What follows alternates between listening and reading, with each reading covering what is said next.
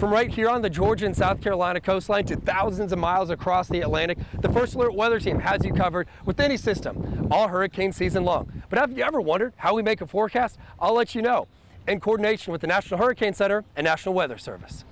Starting with the National Hurricane Center, they have an entire arsenal of equipment to monitor the tropics, including technology thousands of miles above us.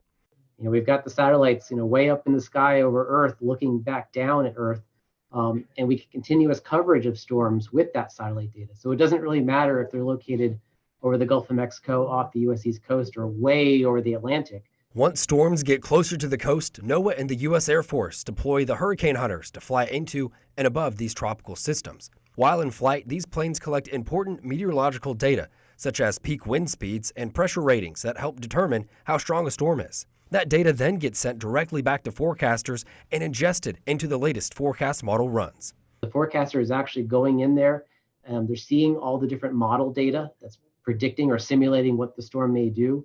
And then the forecaster is going through that system and essentially clicking where they think the storm will be at each day in the future. From that point, meteorologists at the National Hurricane Center can make forecast graphics, such as the cone of uncertainty. The cone, from our point of view, is meant to be a high-level look of what the storm may end up doing. Really, all it is where might the center of the storm move? And so all the hazards that actually cause damage and even death, that extends beyond the boundaries of the cone. So we really try to get people to understand, don't just look at the cone and make all your decisions off of that. You really need to be looking at other types of forecast information to understand what might happen where you live. For the coastal empire and low country, our tropical alerts are issued by the National Weather Service in Charleston and Jacksonville. Both offices work hand in hand with the National Hurricane Center even before a storm approaches. We have a group call with NHC. We talk about the latest forecast, what everyone's seeing, how we want to do our watch warning approach, what do we want to issue or maybe hold off on. Now, how do we customize that for Georgia, South Carolina? Once an alert is issued, the First Alert Weather Team steps in.